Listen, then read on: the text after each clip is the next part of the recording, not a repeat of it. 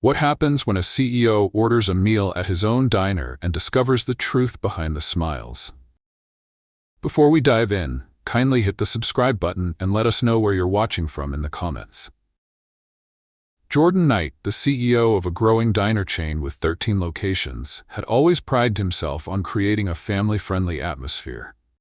Over the last decade, his business had flourished from the ground up, but recently things started to feel off. Customer complaints about slow service, rude staff, and high employee turnover were becoming more frequent, and Jordan's regional managers assured him that everything was fine. But the reports didn't align with the whispers Jordan had been hearing. Frustrated and determined to uncover the truth himself, Jordan decided to go undercover at one of his own locations. He chose a diner located in a small town 2 hours away from his corporate office, a place where no one would recognize him. This was his opportunity to see the operation from the ground level, without the usual corporate lens distorting the view. Jordan needed to blend in, so he made some preparations. He grew out a scruffy beard, swapped his expensive tailored suits for a worn hoodie and jeans, and donned a pair of thick-rimmed glasses. He no longer resembled the polished CEO from the company's website. The diner was bustling when Jordan walked in at lunchtime. The chatter of customers and the clinking of plates and silverware filled the air. The decor was functional but dated, clean enough, but not as welcoming as Jordan had envisioned when he first opened his chain. The booths were worn, and the warm atmosphere he had worked so hard to cultivate seemed distant here. A waitress approached him, her name tag reading Holly. She greeted him with a smile that, though polite, seemed strained. "Hi there, welcome. Can I get you started with something to drink?" she asked, her voice a little too cheerful for someone who appeared to be running on fumes. Jordan noticed the faint bags under her eyes and the hesitation in her smile. Something didn't sit right, but he didn't press the issue. "Just coffee, please," he replied, slipping into a booth near the window. Holly nodded and moved quickly through the busy dining room. Jordan observed her as she weaved between tables, taking orders, delivering plates, and refilling drinks. She was clearly overworked, but she did it with a practiced efficiency. Yet, despite her professionalism, there was a sense of exhaustion hanging over her that she was trying to conceal. When Holly returned with his coffee, she offered a quick, "Here you go," before taking his order for lunch. "Burger and fries, coming right up." Jordan noticed she didn't make eye contact. As she hurried away, a man's voice boomed from the kitchen. "Holly, what's taking so long?" The voice was sharp and demanding. Jordan noticed the man was stocky, in his 40s, wearing a stained apron. He assumed this must be the shift manager. He hadn't introduced himself when Jordan entered, but Jordan made a mental note of his presence. Holly flinched at the tone, but quickly nodded and called back, "Coming right up." Her voice cracked slightly as she spoke, a subtle sign of her stress. Jordan frowned, thinking about the kind of environment he wanted to foster when he started this chain. Employees should feel supported, not berated in front of customers. He sipped his coffee, trying to push his frustration aside as he waited for his meal. As he sat there, he overheard snippets of conversation from nearby tables. A family behind him complained about waiting too long for their meals. A couple of teenagers whispered about how rude the manager had been to their waitress earlier. The atmosphere, which should have been relaxed and inviting, felt tense. Far from the family-friendly, welcoming diner experience Jordan had always envisioned for his brand. Jordan sipped his coffee, watching Holly as she hustled around the diner, trying to meet the demands of the lunchtime rush. It wasn't just the customers who were demanding. It was the atmosphere that seemed to have shifted since he walked in. The energy was off, and he could see it in Holly's movements. She wasn't just busy, she was overwhelmed. When she returned with his burger, she looked even more drained than before. "Sorry about the wait," she said, her voice quiet, almost apologetic. "No worries," Jordan replied, offering a smile. "You're doing great." Holly gave him a quick glance, surprise flashing in her eyes before she hurried off to another table. It was clear that she wasn't used to receiving any appreciation. The tension in the diner was thick enough to feel like it was hanging in the air. As Jordan dug into his meal, he overheard more murmurs, complaints about service and the staff. One woman at a nearby table complained about the cleanliness of the bathrooms, while another couple grumbled about the food being too cold. Yet, despite the negative atmosphere, Holly remained polite and kept moving through her rounds. Jordan felt a twinge of guilt. She was doing her best, but it was clear that the support and leadership from the management team weren't there. That's when he heard it. Muffled sobbing coming from the kitchen. His fork froze halfway to his mouth. It was quiet at first, but it grew louder as the seconds passed. The sobs were unmistakable. They came from Holly. Jordan looked around the room to make sure no one else had noticed. Most customers were too absorbed in their meals to pay attention, but a few heads turned toward the kitchen door, puzzled by the sound. He set down his fork and stood up, his heart pounding as he moved toward the kitchen. When he got closer, he could hear Holly's voice, muffled by the thin walls separating the kitchen from the dining area. "I'm trying my best, okay?" Her voice cracked, filled with desperation. "I haven't had a break in 6 hours. I'm doing everything I can." Then a sharp voice cut through the air. "If you can't handle the pressure, maybe you're in the wrong job. We don't have time for excuses." Jordan's stomach turned. That was the shift manager, the man he had noticed earlier. Without thinking, Jordan walked to the kitchen door, feeling his pulse quicken. When he pushed it open, he saw Holly standing with trembling hands, wiping her eyes with the back of her sleeve. The manager, Rick, was glaring down at her, arms crossed, his face twisted with frustration. Two cooks in the corner of the kitchen shifted uncomfortably, clearly reluctant to get involved. Jordan clenched his fists. This wasn't the company he had built. He couldn't stand by and let this happen. "Is there a problem here?" Jordan asked, his voice calm but firm. Rick turned, startled. No, just a little miscommunication," he said, brushing it off with a weak excuse. But it was clear to Jordan that something much more serious was going on. Holly shook her head slightly, her voice a whisper. "I'm sorry," she muttered, her face flushed with embarrassment. Jordan looked at her, then at Rick, his gaze hardening. He could feel the weight of the moment. "She looks like she needs a break. Why don't you let her sit down for a few minutes?" Rick scoffed. "We're short-staffed. No time for breaks during the rush." Jordan's jaw tightened. "There's always time to treat people with respect," he said, his tone unyielding. The tension in the kitchen was suffocating. Jordan stood his ground, making it clear he wouldn't back down. Rick's posture stiffened, and for a moment, Jordan could see the uncertainty in his eyes. "You might want to rethink how you're treating people," Jordan continued, "because if I were your boss, this wouldn't fly." Rick's face paled slightly, but he quickly tried to mask it with a scornful scoff. "Right, well, you're not my boss," he said, his voice defensive. Before Jordan could respond, one of the cooks, a young man with a nervous energy, spoke up. "Holly's been non-stop since she clocked in," the cook, Connor, said quietly. "She hasn't even had time to grab a drink of water." Rick glared at Connor. "Stay out of it. Focus on your station," he snapped. Jordan's eyes flicked between Rick and Connor. He couldn't ignore the situation any longer. "And who's in charge of making sure your team can focus?" he asked, his voice rising just a touch. "Because from where I'm standing, it seems like the pressure is coming from how this place is being run."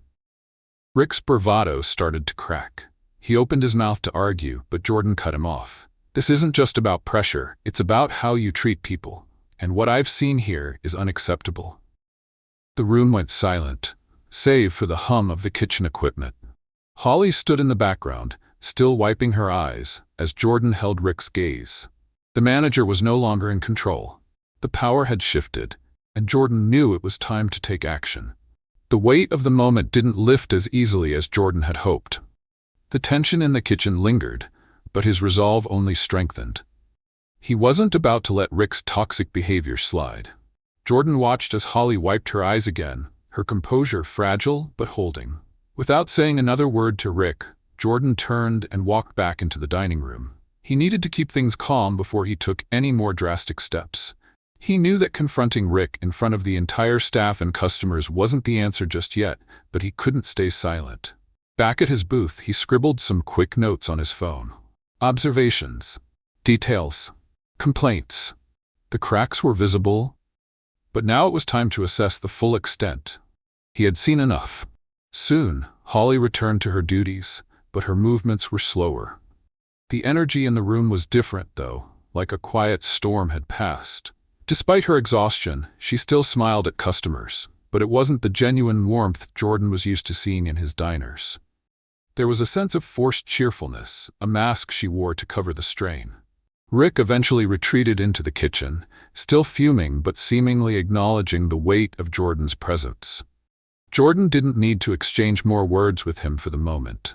What mattered now was what happened next. As Jordan finished his meal, he noticed how the dynamics had shifted. Some customers seemed uncomfortable with the change in atmosphere, whispering among themselves.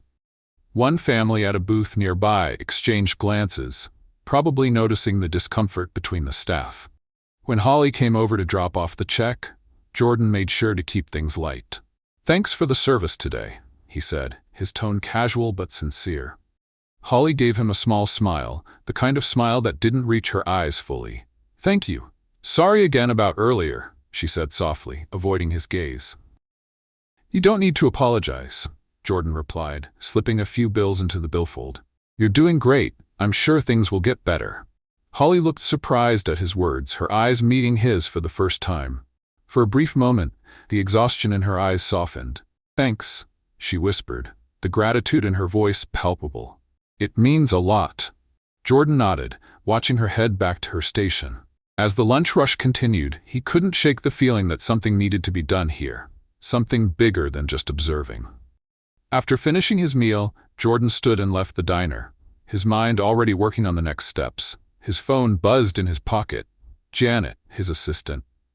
"I need you to clear my schedule tomorrow," he said into the phone. "Get me everything on this diner's staff. Performance reviews, employee files, I need it all." "Got it," Janet replied without hesitation. Jordan glanced back at the diner one last time before walking to his car. He had seen enough to know that this was just the beginning. The following day, he wasn't going to observe anymore. He was going to take action. The following morning, Jordan arrived at the diner just as it was opening. His scruffy disguise was in place, and the notebook he carried was ready for use. He knew that today wouldn't just be another observation. Today, he had to act. The quiet morning hours gave him a perfect chance to assess the diner without the chaos of the lunch rush overwhelming the situation. Jordan sat in a corner booth, watching Holly as she moved about the dining room. Her movements were deliberate, but slower than yesterday, her exhaustion apparent. He could see the strain in her posture and the subtle weariness in her smile. It was clear she hadn't gotten a real break since he saw her the day before. The kitchen door opened and Holly stepped into the dining area, carrying a coffee pot. Jordan caught her eye and motioned for her to come over. She hesitated for just a second before walking toward him. The look on her face was tired, but there was a faint hope in her eyes. Maybe today was different. "Hey, Holly," Jordan greeted, his tone casual, but there was a level of sincerity that made her stop in her tracks. "Do you have a second?" Holly glanced around briefly. "I can spare a minute, but we're a little short-staffed right now." Jordan smiled, reassuring her. "I won't keep you long." He leaned forward slightly. "How long have you been working here?" Holly blinked in surprise at the question. "About 8 months," she answered hesitantly. Jordan nodded, taking in the information before continuing. "You seem like you're carrying a lot on your shoulders. Is it always this busy around here?" Holly's eyes flicked nervously toward the kitchen, then she spoke quietly. "It's not just the customers. Sometimes it's Rick," she admitted, looking away quickly, clearly reluctant to speak ill of her manager. Jordan leaned in, his voice soft but firm. "Is he causing the stress?" Holly's eyes widened, and for a brief moment, Jordan saw the vulnerability in her. She hesitated before answering. "It's not just him. It's the way everything is run. We're always understaffed, and when things get crazy, he makes it worse. I know he's under pressure too, but—" She trailed off, uncertain if she should say more. Jordan's heart sank, but he remained calm. "I understand," he said, giving her a comforting smile. "And what about Connor?" he asked, changing the subject to a new face he had seen. Holly's expression softened as she spoke about Connor. "Connor's great. He's only been here for a few months, but he actually tries to help. He's one of the few people who seems to care. If it weren't for him, I don't know how I'd manage." Jordan's mind raced. Holly's exhaustion, the poor treatment from Rick, and the undercurrent of tension in the diner were all pointing in one direction. This wasn't just about slow service or customer complaints. It was about a deeper problem within the management structure. Before Jordan could ask another question, Rick appeared in the doorway to the kitchen. His presence instantly shifted the energy in the room. Holly's shoulders stiffened, and she quickly excused herself to attend to another table. Jordan took a deep breath and watched Rick's behavior closely as he strode over to the counter. Rick barked out orders to Connor without a second thought, and his tone was condescending. Jordan's patience was wearing thin, but he knew he needed to proceed carefully. He glanced back at Holly as she moved quickly through the dining area. She was still trying to maintain that thin veneer of professionalism, but it was clear that her spirit was being slowly crushed. As the morning wore on, Jordan took notes on everything: Rick's abrasive attitude, the tense atmosphere, and the quiet defiance in Connor's actions. He knew that the issues here went far beyond a few bad apples. This was a systemic problem that needed immediate attention. When it was time for the lunch rush, the pace picked up, and the stress on the staff was evident. Jordan watched as Holly scurried around, her movements becoming more fatigued as the minutes passed. He could see the weight of the work on her shoulders. A few minutes later, Jordan overheard a customer complaining about the food being too cold. Holly immediately went to check on the order, but Rick's voice rang out across the room. "Holly, what's the problem now?" he demanded. The customer tried to brush it off, but Rick wasn't having it. "How many times do I have to tell you to check the orders before they go out? This is basic stuff," he snapped. Jordan stood up abruptly, his chair scraping loudly against the floor.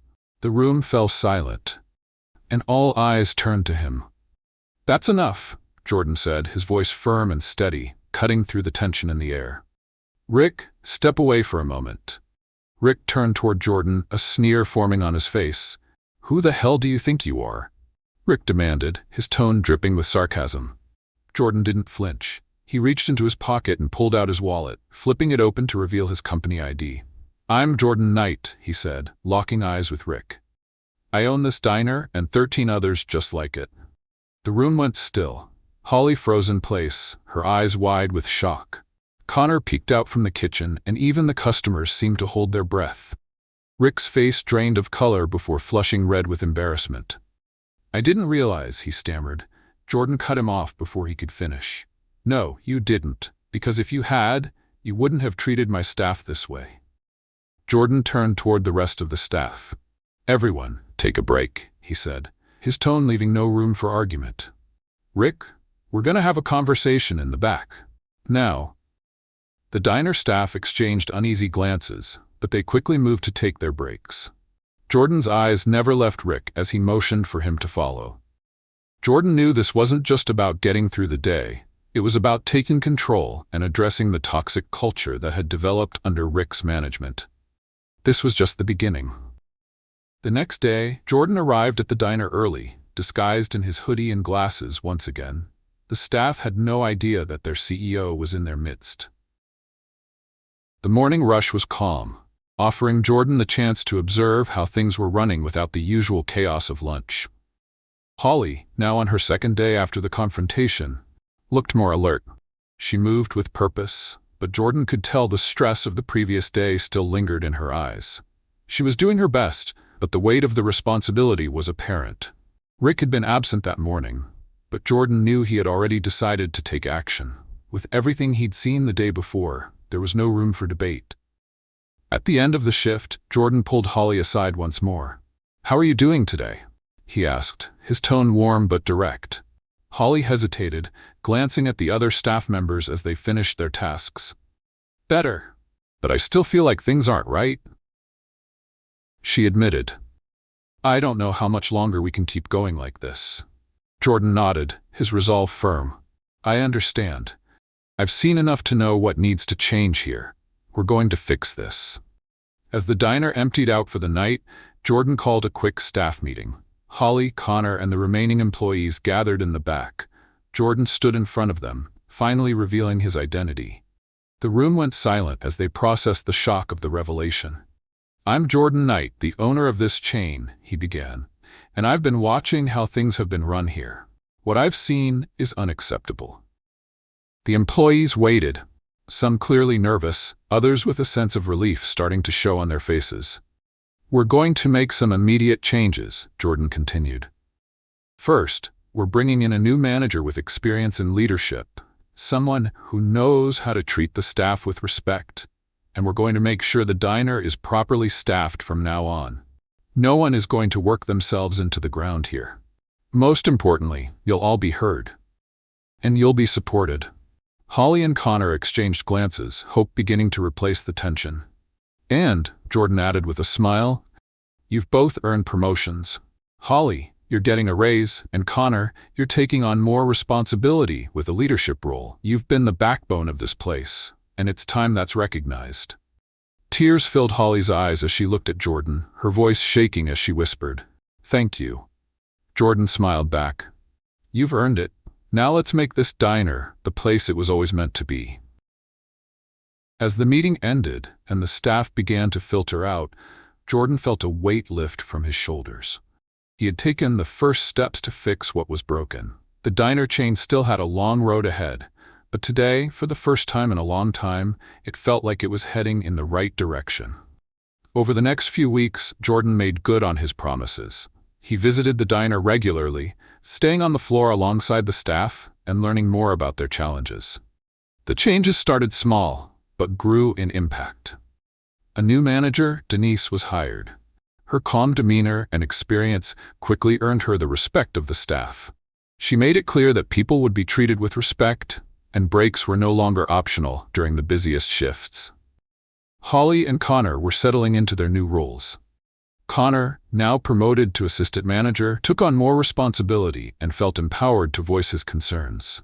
Holly, too, began to look less drained, her smile slowly returning as she felt appreciated.